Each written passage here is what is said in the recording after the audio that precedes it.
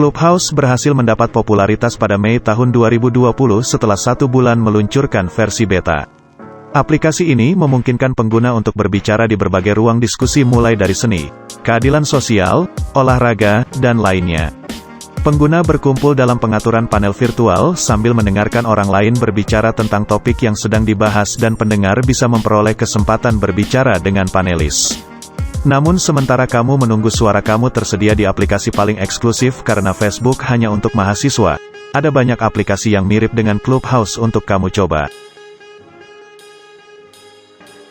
1. Twitter Audio Space. Twitter telah mengumumkan pada Desember tahun 2020 untuk versi beta dari fungsi terbaru Audio Space. Aplikasi ini memungkinkan pengguna memasuki ruang virtual tempat kamu bisa terhubung secara audio dengan pengikut kamu atau mengizinkan mereka untuk mendengarkan.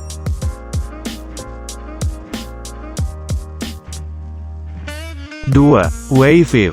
Wayviv dibuat khusus untuk mereka yang bekerja di bidang audio, dari musisi hingga podcast, tapi pasti bisa digunakan untuk meningkatkan jejak vokal jaringan kamu. Aplikasi ini baik untuk mempromosikan episode podcast kamu berikutnya atau memberikan cuplikan khusus untuk membantu menyebarkan berita di proyek baru. Wayviv juga memungkinkan kamu menggunakan suara untuk mempromosikan pekerjaan kamu dengan lebih baik di platform macam Twitter, Instagram dan Facebook. 3.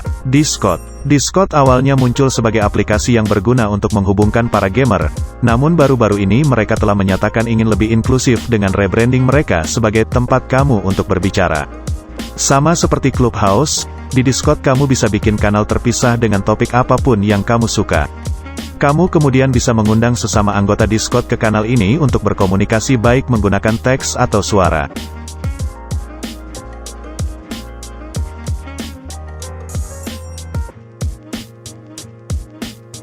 4. Riff. Riff telah menjuluki dirinya sendiri ke jejaring sosial untuk podcasting, mikro. Meskipun tujuannya bukan untuk membuat podcast berdurasi penuh yang sebenarnya, Riff memungkinkan pengguna membuat riff pendek, yang kemudian bisa diunggah ke feed pengguna untuk dibagikan kepada dunia. Riff bisa berdurasi mulai dari 5 detik hingga 3 menit. Kamu juga bisa mencari topik untuk mendengarkan pendapat orang lain di dalam ruang, serta membuat dan membina komunitas dengan mengikuti favorit kamu.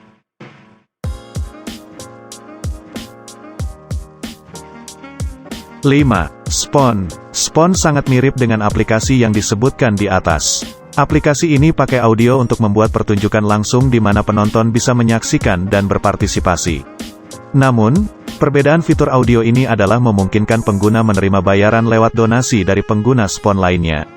Di Spon, kamu berkomunikasi pakai 3 jenis fungsi terkait audio, bicara, cast, dan live.